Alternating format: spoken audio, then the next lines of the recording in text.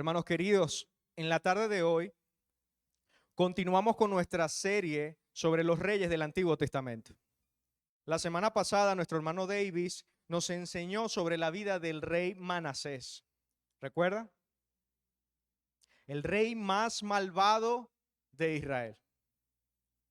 Recordarán que en esa clase aprendimos cómo este rey malvado en el momento de mayor angustia se humilló delante de Dios y Dios lo perdonó.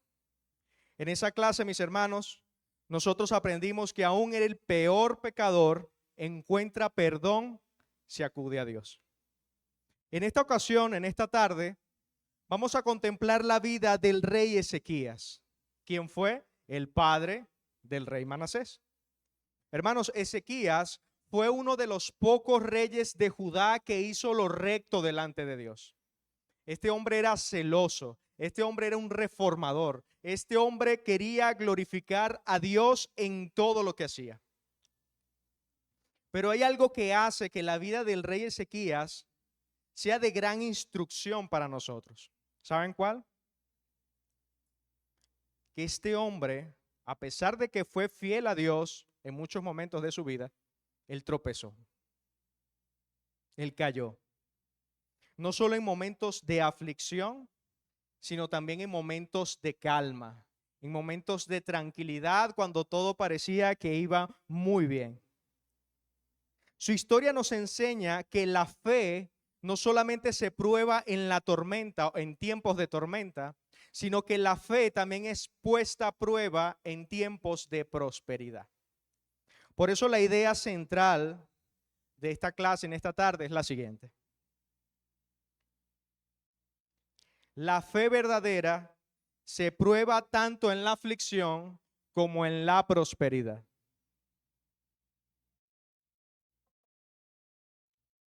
La fe verdadera se prueba tanto en la aflicción como en la prosperidad. Así que sin más preámbulos, vamos a ver nuestro primer punto. Esta clase está dividida en dos puntos. El primero de ellos es el siguiente. Una fe probada en la aflicción. Una fe probada en la aflicción. Acompáñeme por favor al segundo libro de Reyes, capítulo 18, versículo del 1 al 3. Segundo libro de Reyes, capítulo 18, versículos del 1 al 3.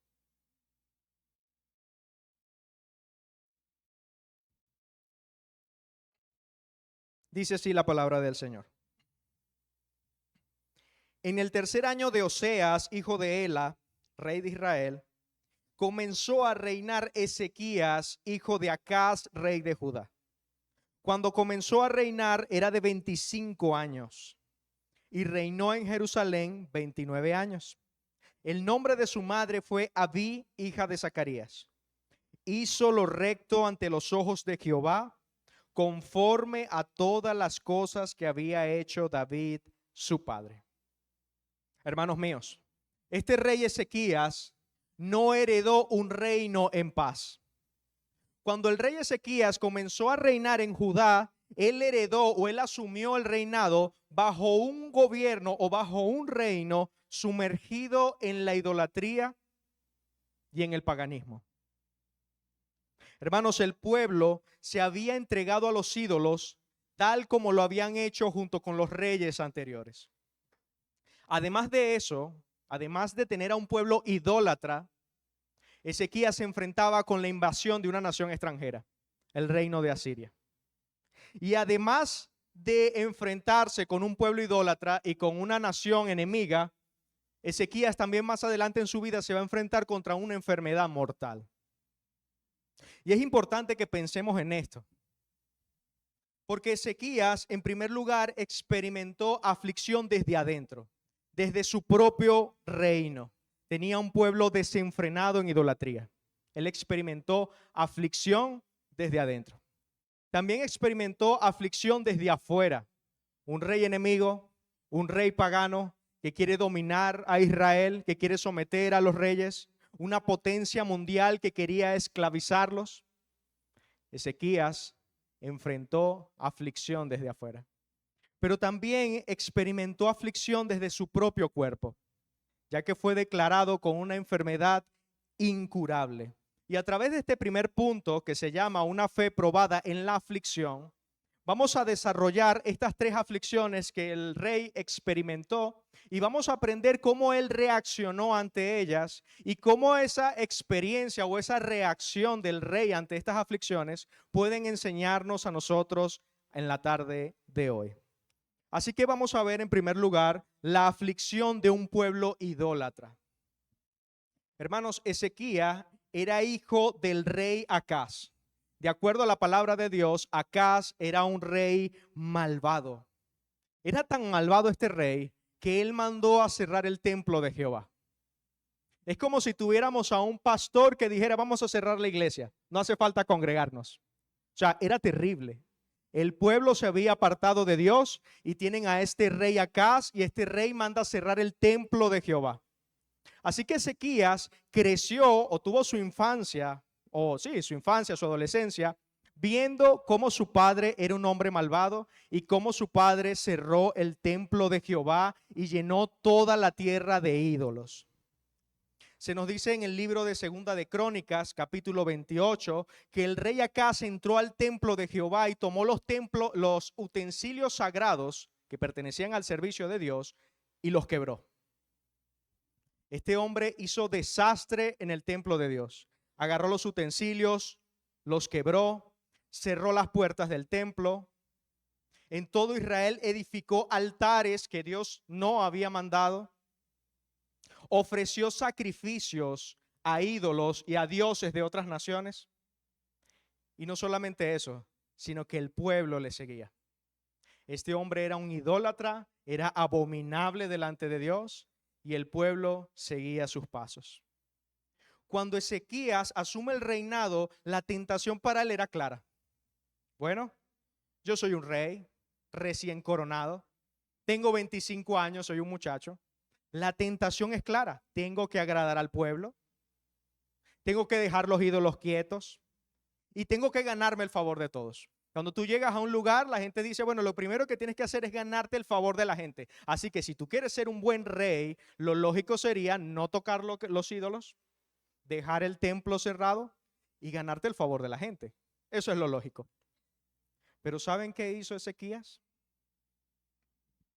Al asumir el reinado, lo primero que hizo Ezequías fue abrir el templo de Jehová.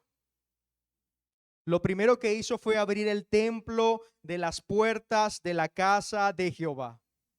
Pero no se quedó allí. Purificó el templo.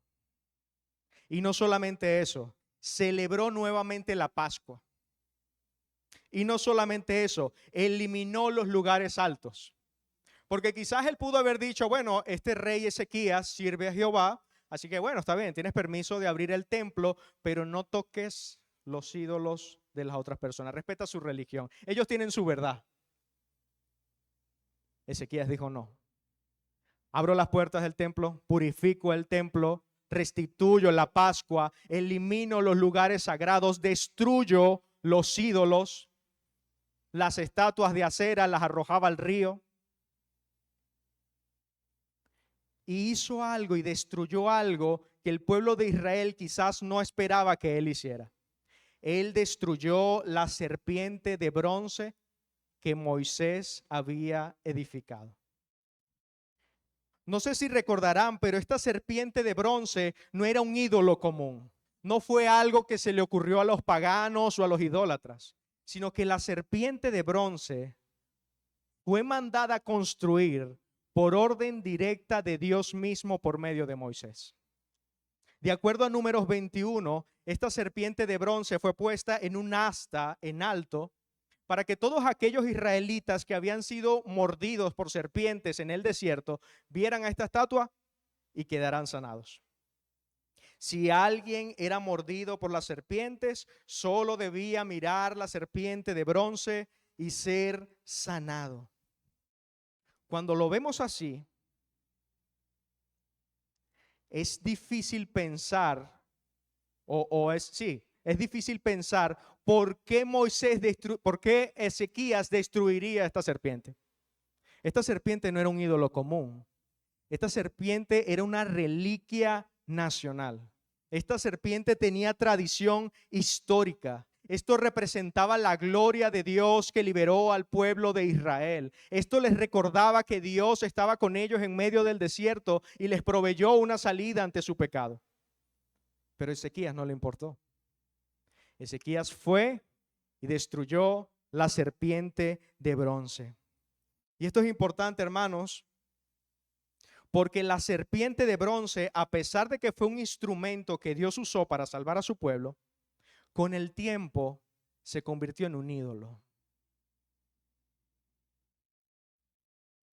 Ezequías tuvo el valor de destruir algo que tenía tradición porque reconoció que empezó a ocupar el lugar y la gloria que solamente le corresponde a Dios. Vemos entonces, mis hermanos, por medio de estas reformas que hizo Ezequías, que su consagración a Dios no fue sentimental. Su consagración a Dios no fue superficial, sino que su temor y su celo a Dios fue radical, fue firme y fue valiente. Nadie iba a ocupar la gloria y el lugar que solamente le pertenecían al Dios de Israel. No importaba que el pueblo se molestara. No importaba cuánto dinero se había gastado en edificar estos ídolos o estos altares en toda Jerusalén.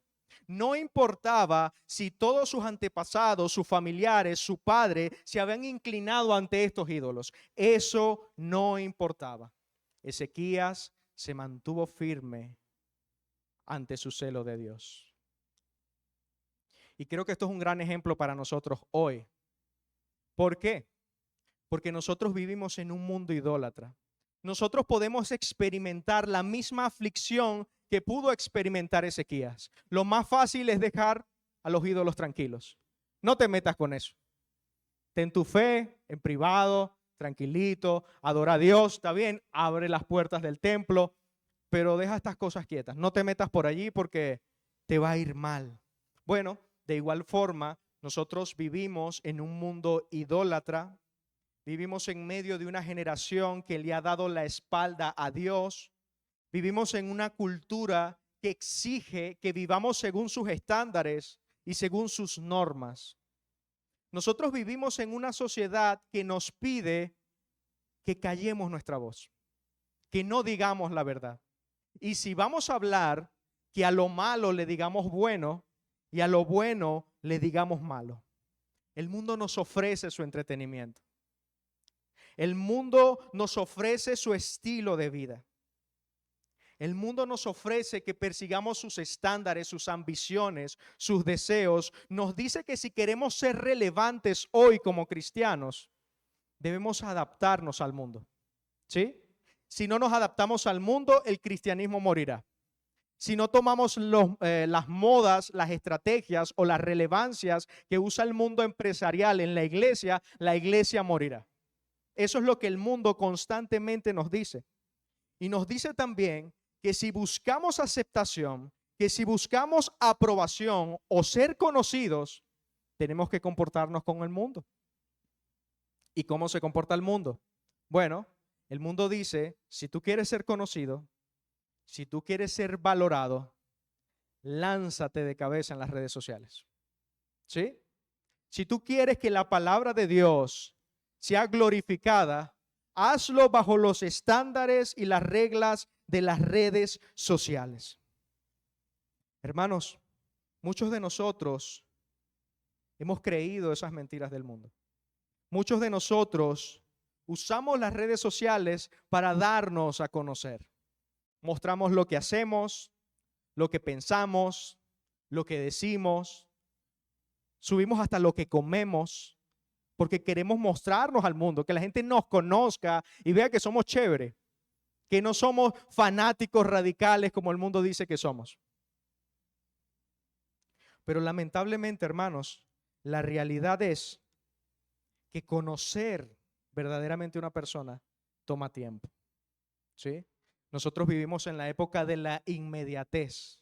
Nosotros queremos conocernos ya Es como cuando los que estamos casados conocíamos a nuestra esposa y el primer día queríamos saber su animal favorito, su color favorito, qué día nació, qué canción le gusta, y queríamos saberlo todo inmediatamente.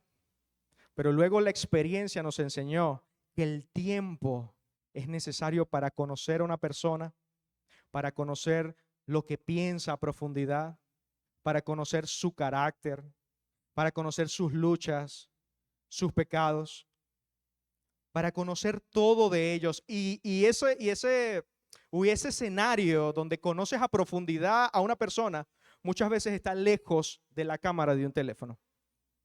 Ahorita creemos que los tiempos alegres simplemente debemos tomar nuestras fotos para mostrar que compartimos. No, el verdadero conocimiento, la verdadera comunión ocurre tras puertas cerradas. Cuando lloramos, acompañamos a alguien en un funeral y nadie nos ve, no hay aplausos. Entonces debemos dejar de intentar ser conocidos como el mundo nos dice que debemos ser conocidos. ¿Sí? No estoy diciendo que compartir algo en redes sociales es malo o es pecado. No, no, no. El problema no es la herramienta, el problema es el corazón. Pero sí quiero decir que hay cosas legítimas que se vuelven un obstáculo en nuestra relación con Dios y en la relación con nuestro prójimo. Ezequías no destruyó la serpiente de bronce porque fuera algo malo en su origen, sino que la destruyó porque había ocupado el lugar que no le correspondía. De igual forma, hermanos, hay cosas en nuestra vida que no son malas en sí mismas, pero que poco a poco han estado sustituyendo el lugar que Dios debe tener en nuestras vidas. Por ejemplo, el éxito. Muchas veces nos sentimos valorados, amados si conseguimos las cosas o las personas. Endiosamos a los hombres y buscamos su aprobación en todo lo que hagamos. Las redes sociales, la tecnología, la comida, es aquello que nos da seguridad, nos da identidad, nos da validación. Estas cosas en sí no son malas, pero debemos tener cuidado si han estado sustituyendo el lugar que solamente le corresponde a Dios. Por eso creo que es bueno preguntarnos en este punto, ¿qué serpientes de bronce hay en mi vida hoy? ¿Qué son esas cosas que han estado sustituyendo mi comunión con el Señor? ¿El tiempo en el teléfono? ¿Las noticias? ¿Las preocupaciones? Muchas veces los hombres tenemos la tendencia de ocultar nuestros ídolos por medio de preocupación. No, lo que pasa es que yo estoy trabajando mucho porque hay cuentas por pagar y esto. No, has convertido el trabajo en ídolo. Pero es que no puedo pasar tiempo con mi esposa, con mis hijos, porque estoy muy ocupado. No, no, no, no. Hay otras cosas que has puesto como ídolo. Pero es que yo no me puedo congregar los domingos porque los domingos también se trabaja. No, no, no, no, no. Has puesto un ídolo que está sustituyendo el lugar de Dios. Las personas, pero es que yo busco que esta persona me apruebe, esta persona me dijo algo negativo y por lo tanto entro en un ciclo de depresión. Nuestra seguridad proviene de Dios. Dios nos dice que somos amados, justificados, aceptados plenamente en Él. No debemos estar mendigando atención en otro lugar. Entonces, hermanos, vemos que Ezequías fue celoso, fue duro, fue radical en su relación con Dios. Él cortó todos los ídolos que iban a ser un obstáculo para él y para el pueblo. De igual forma, nosotros debemos cortar cualquier cosa que sea una tentación, como dije a un inicio, o que ocupe el lugar de Dios. Música, películas, series, cualquier cosa que te aparte de Dios, debemos estar dispuestos a arrancarlas de nuestra vida. Y somos humanos, hermanos. Yo sé que no es fácil. Yo sé que no es simplemente pararse un día y decir, ya hoy dejé de pecar. No. La teología nos enseña, nuestra propia experiencia nos enseña que en nosotros todavía hay un remanente de pecado que lucha contra la nueva naturaleza que hay en nosotros, y entonces hay un tira y encoge para hacer la voluntad de Dios o no hacerla. Hay un viejo remanente en pecado en nosotros que idolatra el mundo. Y hay una nueva naturaleza en nosotros que se deleita y desea hacer las cosas que agradan a Dios. Es una lucha diaria. Ayer antier veía un video de Paul Washer que él decía que escuchó a John Piper y se animó porque él veía a John Piper un hombre espiritual, un hombre piadoso, un hombre firme, y escuchó a John Piper decir que él lucha para leer la Biblia, que a él le cuesta leer la Biblia, le cuesta orar, le cuesta obedecer, es una guerra, decía John Piper. Y Paul Washer dice que eso lo animó porque era lo que él veía también en su propia vida. A él le cuesta las cosas de Dios, le cuesta obedecer, hay una lucha diaria. Es más fácil ver una película por 2 horas en la madrugada que venir un miércoles a escuchar la palabra de Dios. Yo sé que es más fácil. A mí también me animó escuchar a Paul Washer decir eso, porque a mí también me cuestan las cosas santas. También tengo un corazón que se inclina hacia la desobediencia. Pero Ezequías fue celoso y se esforzó en destruir los ídolos de Israel. Así que esta fue la forma en cómo Ezequías se enfrentó a la aflicción que venía de un pueblo idólatra. ¿Cómo? Arrancando todos los ídolos. Pero eso no fue la única aflicción que él experimentó, sino que también él experimentó la aflicción de una nación enemiga. Dice Segunda de Crónicas, capítulo 32, versículo 1, lo siguiente.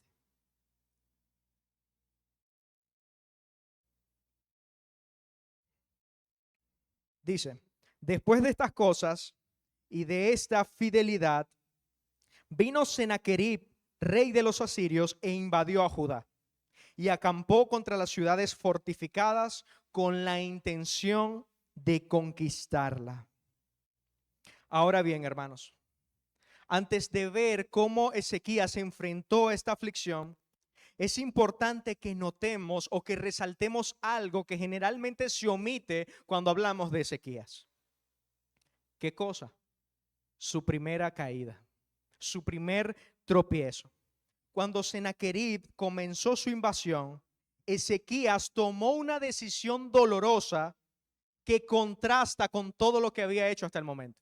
Ezequías era un hombre celoso de Dios, destruyó los ídolos, el hombre era fiel, abrió los templos de Jehová, permitió que se estableciera la Pascua, restituyó a los sacerdotes. O sea, este hombre estaba pero así. Pero apenas tuvo la presión de ser invadido, tomó una decisión contraria a su vida. Se las leo yo, Segunda de Reyes 18, del 13 al 16. Dice así: a los 14 años del rey Ezequías, subió Sennacherib, rey de Asiria, contra todas las ciudades fortificadas de Judá y las tomó. Entonces Ezequías, rey de Judá, envió a decir al rey de Asiria lo siguiente: yo he pecado, apártate de mí y haré todo lo que me impongas. Y dice que el rey de Asiria impuso a Ezequías 300 talentos de plata y 30 talentos de oro. En pocas palabras, le cobró un impuesto. Dice la palabra de Dios que Ezequías dio toda la plata que le pidieron. ¿Y de dónde la tomó? Bueno, de la casa de Jehová, de los tesoros de la casa real. Entonces Ezequías quitó el oro de las puertas del templo y de los quiciales que el mismo rey había cubierto de oro, y lo dio al rey de Asiria. Hermanos, cuando este rey vino a invadir Israel, Ezequías no aguantó la presión. El hombre estuvo dispuesto a sacar todo el oro que había en el templo de la casa de Dios para comprar seguridad.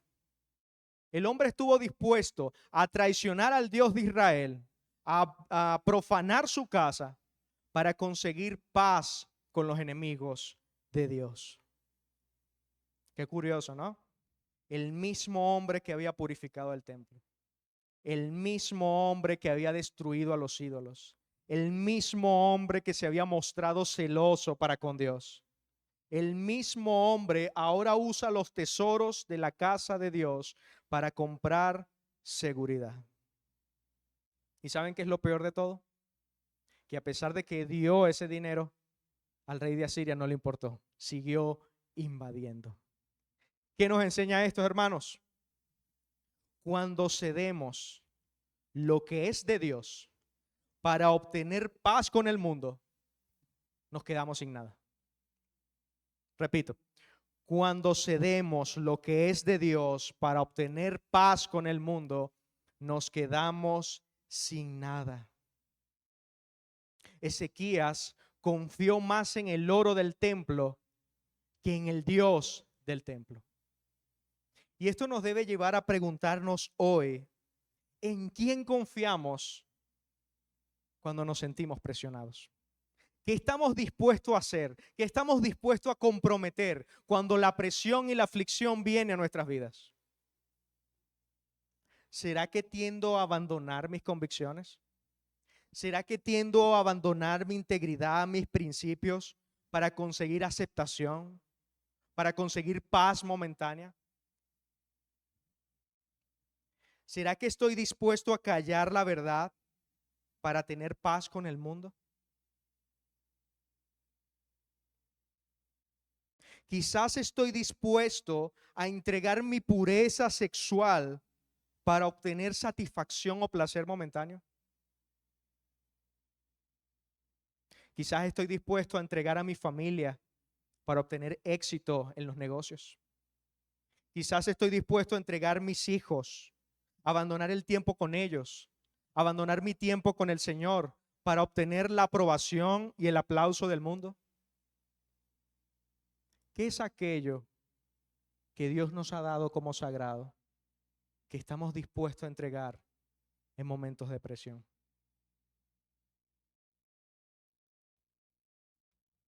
Hermanos, como dije hace un rato, cuando entregamos lo sagrado para obtener paz, nos quedamos sin lo sagrado y nos quedamos sin la paz.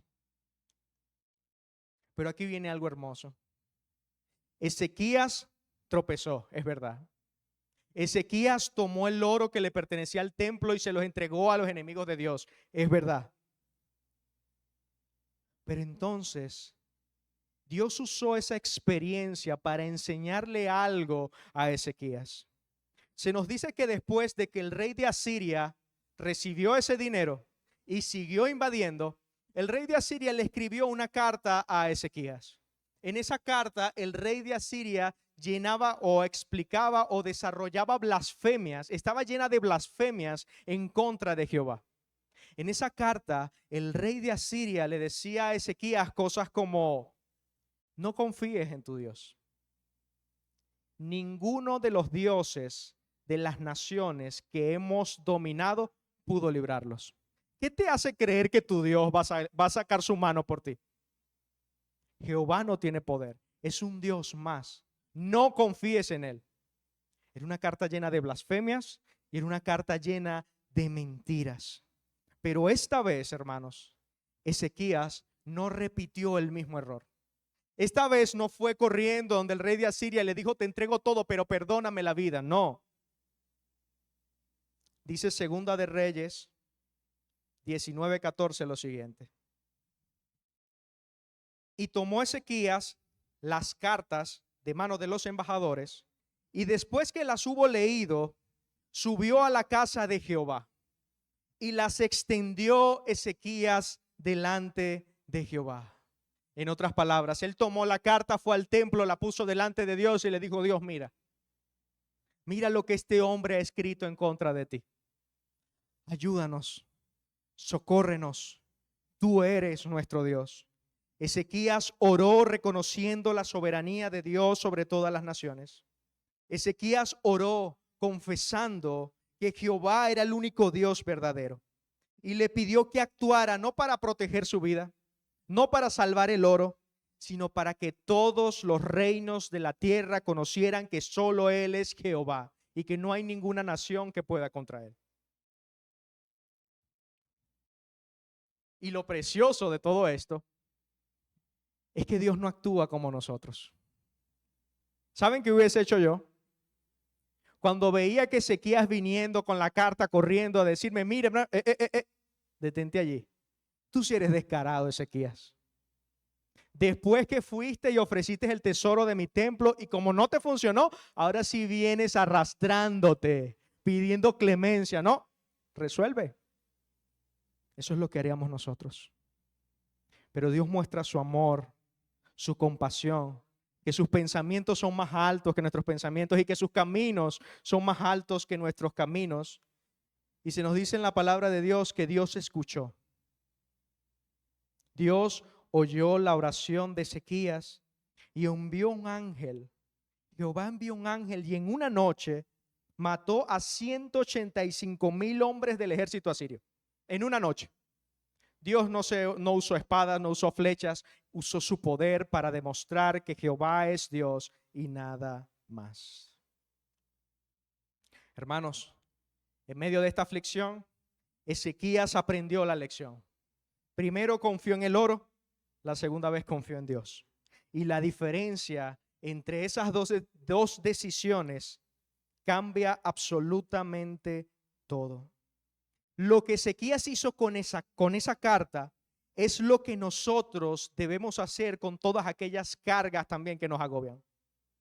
No publicarla en redes sociales buscando la compasión de los demás. No conversarla primeramente con amigos o primero examinarla a ver qué puedo hacer. No, no. Nosotros, con nuestras aflicciones, con nuestras cargas, con nuestras luchas, debemos hacer lo mismo que hizo Ezequías. ¿Qué? Llevarlas delante de la presencia de Dios. Señor, aquí están mis cartas. Aquí están mis problemas económicos. Aquí está mi diagnóstico médico. Aquí está todo aquello que me agobia, que me preocupa, que me hace sufrir, que me quita el sueño por las noches. Aquí está aquello que me pone tan nervioso y tan tenso que lo primero que pienso es abandonarte a ti y buscar el oro y entregarlo. Aquí está delante de ti, Señor, tú eres Dios. Socórreme, sálvame, cuídame.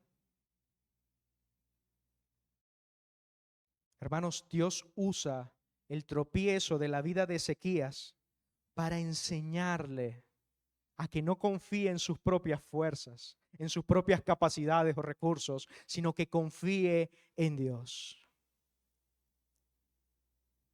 Yo también en mi propia vida he visto cómo Dios ha usado mis tropiezos, mis fracasos, para enseñarme lecciones importantes. Y yo quisiera decir que las he aprendido todas, pero en la práctica veo algo totalmente distinto. La realidad es que a pesar de que Dios me ha enseñado muchas lecciones, me he dado cuenta que la tendencia de mi corazón es tratar de resolverlas otra vez a mi manera. Qué paciente es nuestro Dios. Qué bondadoso es nuestro Señor. Por eso los tropiezos nos enseñan no solamente a pedir perdón, sino a pedir transformación. Señor, perdóname porque otra vez fallé, pero no quiero quedarme hasta allí. Te pido que me transformes. Haz que cada día más te ame más. Haz que cada día me parezca más a Jesús. Haz que cada día piense, actúe, reflexione como tú lo harías, Señor. Haz que tú y yo seamos uno. Haz que mis pensamientos se amolden a tu palabra. No me permitas ser terco y necio en mi propia opinión de haber visto cómo tú me libras del peligro y luego ir otra vez a confiar en mis propias fuerzas. Que cada día me parezca más a Jesús. Hermanos, hasta ahora hemos visto cómo Ezequías enfrentó la idolatría del pueblo, cómo enfrentó la invasión de un ejército enemigo. Y quisiera decir que hasta allí fue afligido este rey, pero aún falta más. Nos dice la palabra de Dios que en ese mismo periodo Ezequías cayó gravemente enfermo. Y nos dice la palabra de Dios que el profeta Isaías llegó a su casa con una palabra que ninguno de nosotros quisiera escuchar. El profeta Isaías le dijo: Ezequías, pon tu casa en orden porque morirás. Así, sin anestesia. No había un diagnóstico médico que pudiera revertirlo. No era una enfermedad que se curaba tomando amoxicilina cada 8 horas y ibuprofeno. No se curaba con un trasplante o una cirugía de corazón. No, era una declaración de muerte. Pon tus cosas en orden o despídete, prepárate, porque tú morirás. Dice Segunda de Reyes, capítulo 20, versículo 2 al 4, lo siguiente. Entonces él, Ezequías, volvió su rostro a la pared y oró a Jehová y dijo: te ruego, oh Jehová, te ruego que hagas memoria de que he andado delante de ti en verdad y con íntegro corazón, y que he hecho las cosas que te agradan. Y lloró Ezequías con gran lloro. Ezequías, el hombre que aprendió que no debía confiar en sus propias fuerzas, cuando se enfrenta a la siguiente aflicción, el hombre aprendió la lección. Lo primero que hace es voltear su cara a la pared y pedirle al Señor que lo libre con lágrimas. Y lo que me gusta de esta petición de Ezequías es que el hombre no usó fórmulas religiosas o palabras ensayadas o palabras grandilocuentes, sino el clamor honesto y claro de un hombre que no quería morir.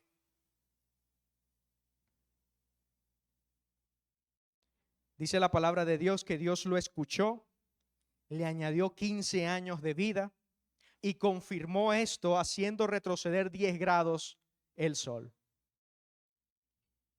Y aunque esta señal de Dios es importante, no quiero que nos detengamos aquí, sino que quiero que veamos la reacción de Ezequías, porque de eso se trata la clase, la vida del rey Ezequías. Ezequías, cuando recibió esa noticia, hermanos, él no dijo: bueno, está bien, Jehová dio, Jehová quitó, sea el nombre de Jehová bendito, que se haga lo que Dios quiera. Y sonrió ante la muerte con victoria y alegría. No. Él no fingió una sonrisa. Él clamó. Él se quebrantó. Él no se quería morir.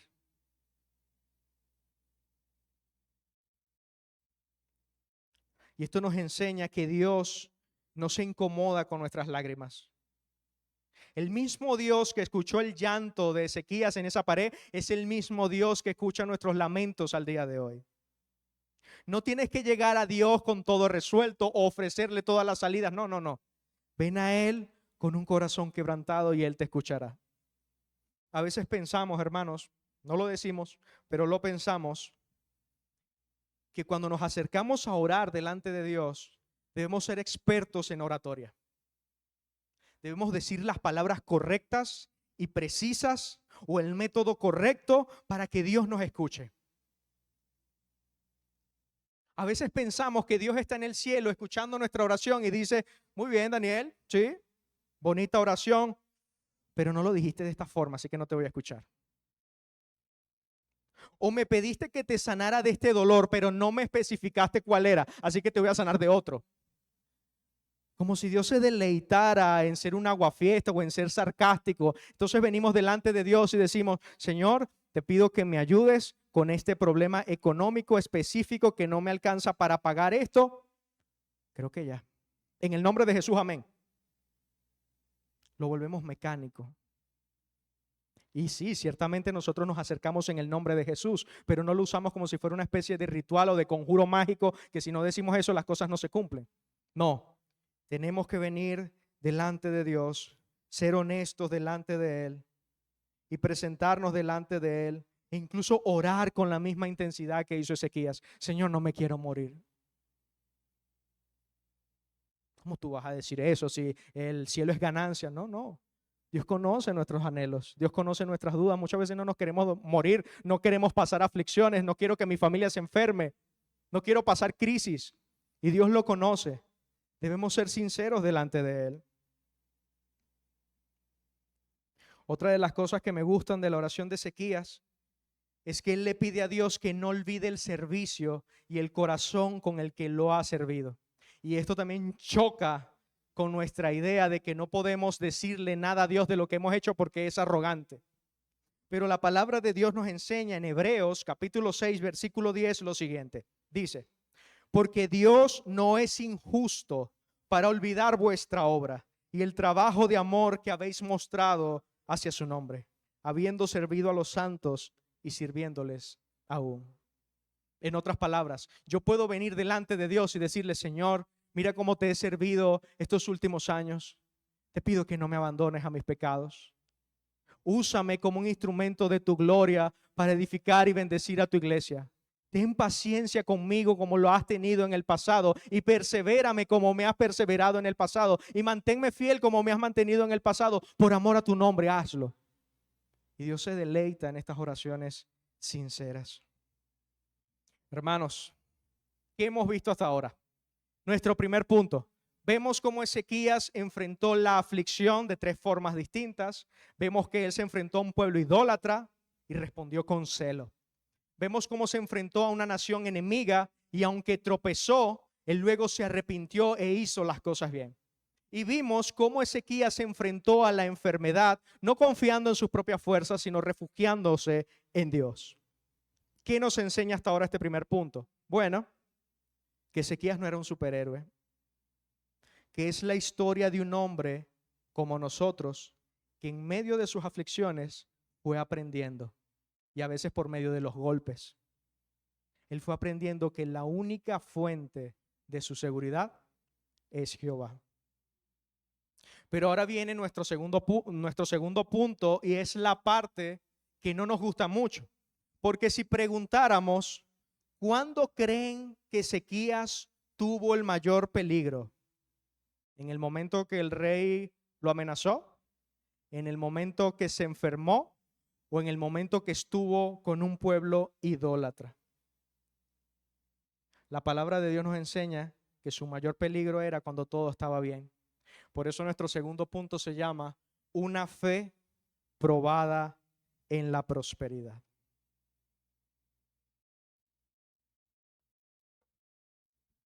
Hermanos, después de que el rey Ezequías sacó a los ídolos de Israel, después de que el rey Ezequías fue victorioso contra el ataque del rey de Asiria, que el ángel mató a los soldados, y después de que el rey Ezequías fuera sano de su enfermedad y tuviera 15 años más de vida, la palabra de Dios nos dice que entró en una etapa de gran prosperidad económica y gran reconocimiento por parte de las demás naciones. Les voy a leer Segunda de Crónicas, capítulo 32, versículos 27 al 30.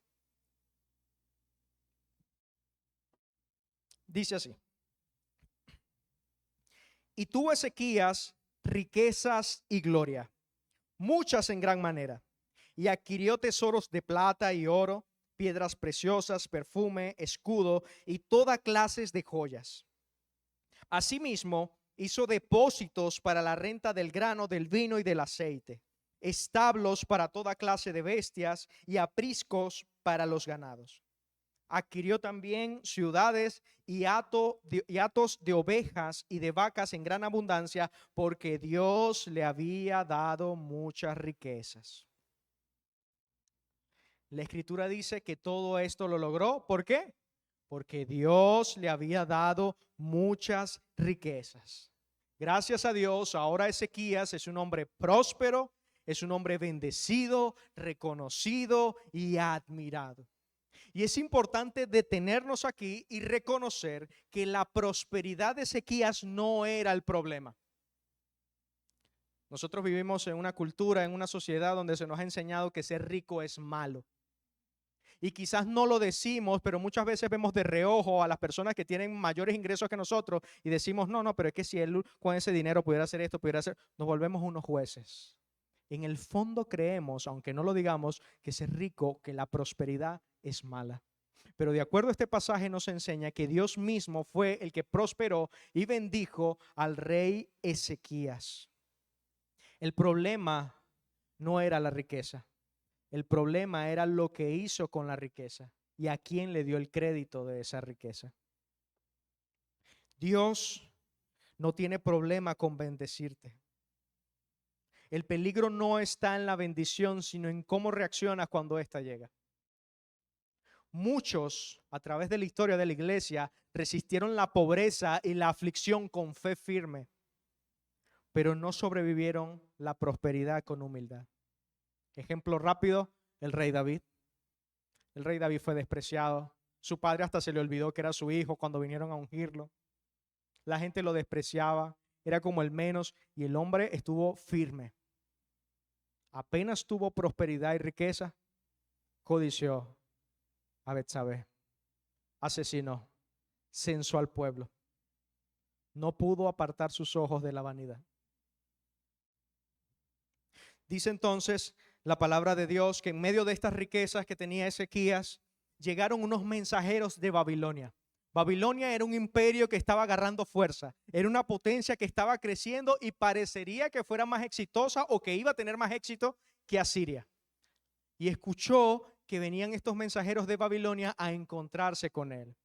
Es como si en este momento nos dijera que viniera el presidente de Estados Unidos o el representante de tal nación y quiere reunirse contigo particularmente porque ha escuchado que Dios te ha bendecido grandemente, y no solamente eso, sino que te curó de una enfermedad incurable.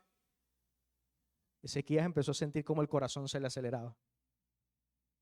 Y dice que llegaron estos emisarios para felicitarlo por su sanidad, ofrecerle tesoros, y aquí fue donde ocurrió el quiebre, el segundo tropiezo en la vida de Ezequías.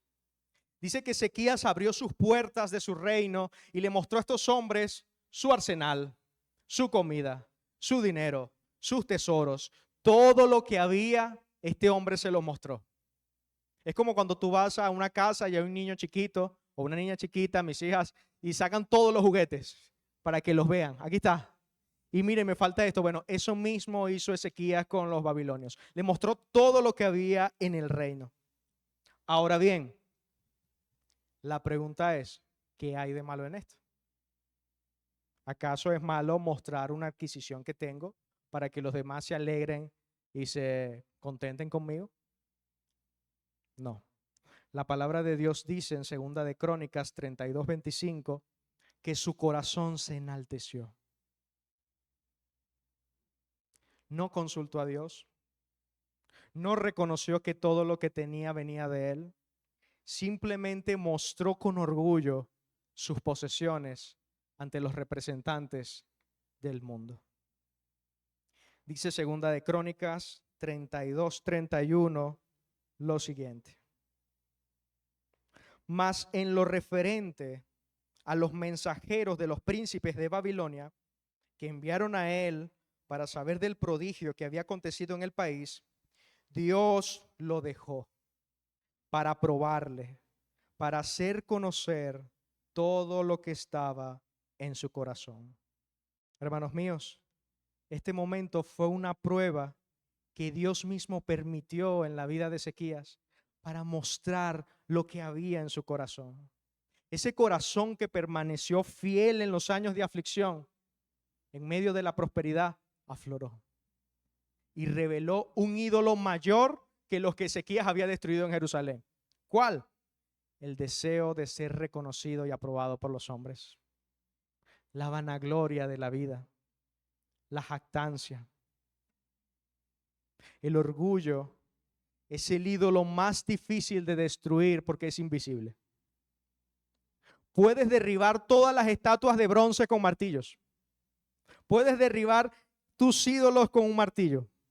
Pero el orgullo vive dentro del corazón y no hace ruido, se mantiene callado hasta que Babilonia toca tu puerta.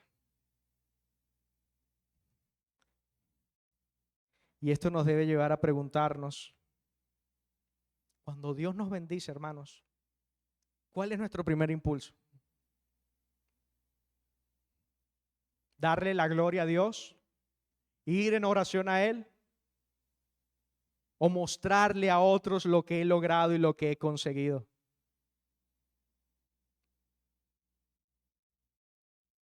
¿Estoy usando las bendiciones, los talentos, los dones que Dios me ha dado para construir mi propio nombre o para edificar su reino? ¿Para quién lo hago? Cada uno preguntémonos en nuestro corazón, ¿por qué hago lo que hago? Porque a veces entre acciones piadosas se oculta un corazón orgulloso. a veces visitamos, compartimos, no para la gloria de Dios, sino para que digan que soy chévere, para que vean que yo estuve allí, que yo sirvo en todos lados, que a donde me manden yo voy. ¿Para quién estamos haciendo lo que estamos haciendo? Que Dios nos guarde, que Dios nos libre de usar todas las bendiciones que Él nos ha dado para exaltar nuestro propio nombre. Y al mismo tiempo pregúntate qué personas o qué cosas o qué situaciones has convertido en embajadores de Babilonia, en las cuales tienes que venir corriendo a mostrar todo lo que tienes para recibir la aprobación de ellos. Tus pastores, tus diáconos, tu jefe en el trabajo, tu compañero o compañera que admiras como el héroe de la fe. ¿De quién estamos buscando aprobación? Quisiera decir que ese fue el último tropiezo de Ezequías, pero no. Dice que después de que cometió este pecado y se enorgulleció delante de los mensajeros de Babilonia, vino el profeta Isaías y le preguntó: Ezequías, te quiero hacer una pregunta. ¿Quiénes eran esos hombres que vinieron y qué querían? Necesitamos compañeros y amigos como Isaías en nuestra vida, que nos pidan rendir cuentas. ¿Quiénes eran y qué querían? Ezequías dice, bueno, eran mensajeros de Babilonia. Ajá, ¿y qué les mostraste? Todo. Les mostré todo mi reino, les mostré las riquezas, les mostré todo lo que habíamos logrado, les mostré todo mi arsenal. Si fuéramos nosotros hasta lo justificaríamos para que vea que Dios bendice a los que le son fieles. Y ahí es donde viene la profecía de Isaías de parte de Dios. Y Isaías le dice que todo lo que le mostró a estos mensajeros de Babilonia le iba a ser quitado y le iba a pertenecer a Babilonia. No solamente los tesoros, no solamente las riquezas, sino que incluso sus hijos. Todos tus hijos serán llevados cautivos y servirán como eunucos en el palacio del rey. En otras palabras, los vamos a llevar y los vamos a castrar. La peor vergüenza para un hombre en ese tiempo. Porque tú te llenaste de orgullo. Y me gustaría decir que Ezequías en ese momento despertó y dijo, no, ¿qué hice? Perdóname, Señor. No. Ezequías dice, de acuerdo a Isaías 39:8, dice, buena es la palabra de Jehová que has dicho. ¿No habrá paz y seguridad en mis días? En otras palabras, qué bueno, eso no va a ocurrir mientras yo esté vivo. Porque Isaías le había dicho que no iba a suceder mientras él estuviera vivo, sino después que él muriera. Entonces, el tema de Ezequías era, no me importa. Mientras yo esté vivo y yo tenga paz y alegría, sí, que se lleven todo lo que se tengan que llevar. Qué terrible. No hubo intercesión. Imagina que viniera un enemigo y dijera, te voy a quitar tu casa, te voy a quitar tus riquezas. Bueno, no tenemos muchas riquezas aquí. Te voy a quitar tus hijos, te voy a quitar todo lo que amas, todo lo que posees, te voy a quitar todo, tu esposa, tu familia, tus padres, todo lo que amas, te voy a quitar la iglesia, te voy a quitar todos tus hermanos. Y tú dijeras, bueno, está bien, mientras yo esté bien. Chao hijos, chao Amy, Zoe, Josías. ¿Ven lo grave que es? Eso fue lo que hizo Ezequías. El hombre que cuando estuvo enfermo intercedió delante de Dios, no pudo interceder por sus hijos. No se le ocurrió ni siquiera orar por sus hijos.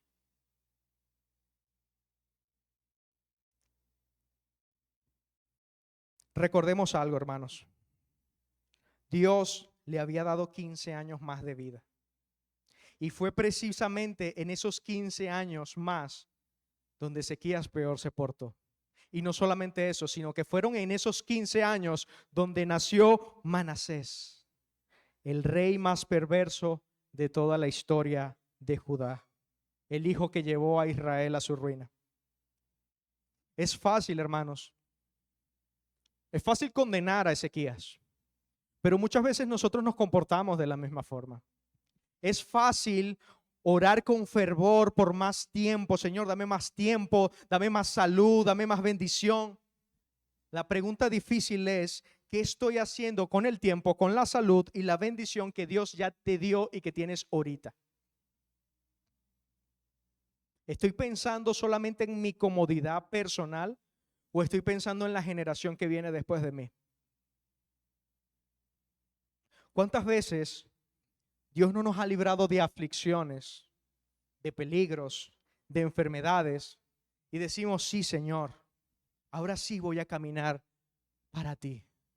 ¿Cuántas veces Dios no nos ha librado como libró a Ezequías de enemigos, de enfermedad, de su propio corazón? Y decimos, Señor, si tú me sacas de esta, yo te voy a servir para toda la vida. Tan solo sáname. Tan solo dame lo que pido para que veas cómo voy a vivir para tu gloria. Y el Señor nos bendice. Salimos de esa aflicción, salimos de esa crisis, pero no estamos viviendo para su gloria.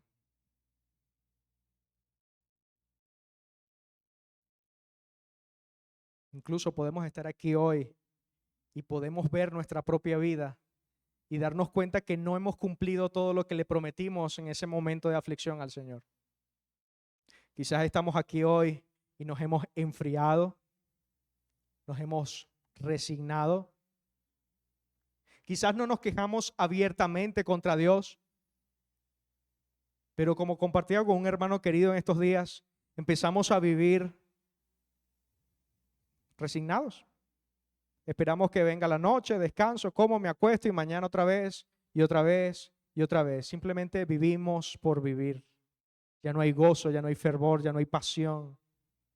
Ya no queremos vivir para su nombre, ya no queremos predicar el evangelio, ya no queremos traer su gloria. Lo que queremos es estar cómodos y que me dejen tranquilo.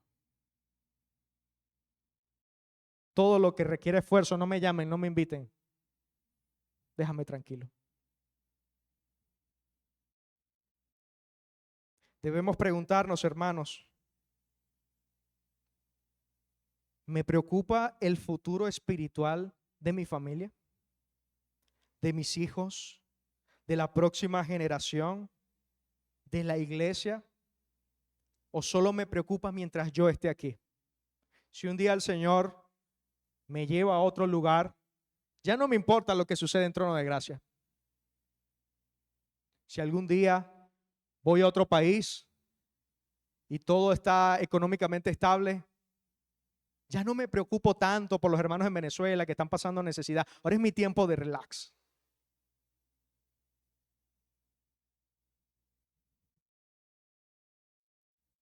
Hermanos, la prosperidad puede revelar algo que la aflicción no puede. Muchas veces puede revelar el orgullo y el egoísmo con el que estamos viviendo.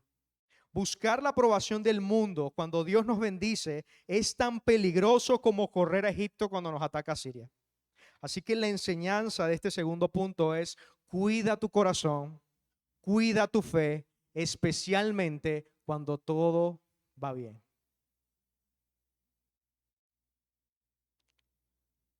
¿Qué hemos visto? Hemos visto la vida de Ezequías, un hombre extraordinario, pero al mismo tiempo tan humano como cada uno de nosotros.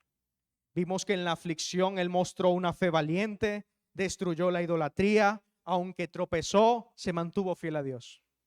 Y vimos que en la prosperidad creció, fue bendecido, fue reconocido, pero permitió que el éxito contaminara su corazón y revelara lo que estaba allí. Se preocupó más por su comodidad, por su propia gloria, que por la de sus hijos. Esto nos enseña que no nos conformemos con empezar bien en la vida cristiana. No nos conformemos con perseverar y mantenernos fiel en los tiempos de aflicción y de crisis. Pídele a Dios la gracia para terminar bien, que cuando llegue tu último día, tu fe haya sido tan real, tan firme en tiempos de aflicción como en tiempos de prosperidad. Pero hay algo más, hermanos, que nos enseña la historia de Ezequías, y es como se llama nuestra serie: la insuficiencia de los reyes. Ezequías fue uno de los mejores reyes que hubo en Israel. Pero la Biblia nos enseña que fue insuficiente. Nos dice que ningún hombre, por más consagrado que sea, puede ser nuestra esperanza última. Tú puedes tomar a cualquier hombre y puedes verle lo más santo, lo más firme, pero escudriñas, escarba en su corazón, vas a ver manchas. Ningún hombre puede ser nuestra esperanza última. Nosotros, Israel, necesitaba un rey diferente. Y este rey es Jesús. Donde Ezequías vendió lo sagrado para comprar seguridad, Jesús entregó lo más sagrado, que era su propia vida, no para comprar su seguridad, sino para comprar la nuestra. Donde Ezequías destruyó ídolos con valentía, pero tropezó bajo presión, Jesús enfrentó la presión más grande que ningún ser humano ha enfrentado jamás. La ira de Dios cayó sobre él y él no cedió. Donde Ezequías mostró sus tesoros con orgullo en Babilonia, Jesús, dice Filipenses, siendo en forma de Dios, no estimó el ser igual a Dios como cosa a la cual aferrarse, sino que se despojó de sí mismo y tomó forma de hombre, de siervo, y siendo así se humilló hasta la cruz. Ezequías nos muestra lo que un hombre puede hacer. Jesús nos muestra lo que solo Dios puede hacer. Amén. Pero hay una cosa más antes de terminar que nos enseña la vida de Ezequías y nos da esperanza a nosotros el día de hoy. Ezequías no fue el único hombre que tropezó en su fe. David, el rey conforme al corazón de Dios, tropezó, cayó en adulterio y homicidio. El apóstol Pedro, que había caminado 3 años junto a Jesús, que había visto a Jesús, que había dicho: tú eres el Cristo, el Hijo de Dios viviente, negó 3 veces a su Salvador en momento de presión. Y no solo eso, sino después, cuando ya era líder de la iglesia, Pablo tuvo que reprenderlo públicamente porque actuó con hipocresía. Pedro, el que predicó en Pentecostés y que vio a 3,000 convertirse, se dio al qué dirán. ¿Y qué hizo Dios con estos hombres? ¿Los desechó? ¿Los reemplazó? ¿Les retiró su amor y les dio la espalda? Por supuesto que no. A David Dios le dijo: Jehová ha remitido tu pecado. Y a Pedro, después de su negación, el Jesús resucitado se apareció en la orilla del mar, hizo una fogata, lo dejó comer junto a él y le preguntó 3 veces: Pedro, ¿tú me amas?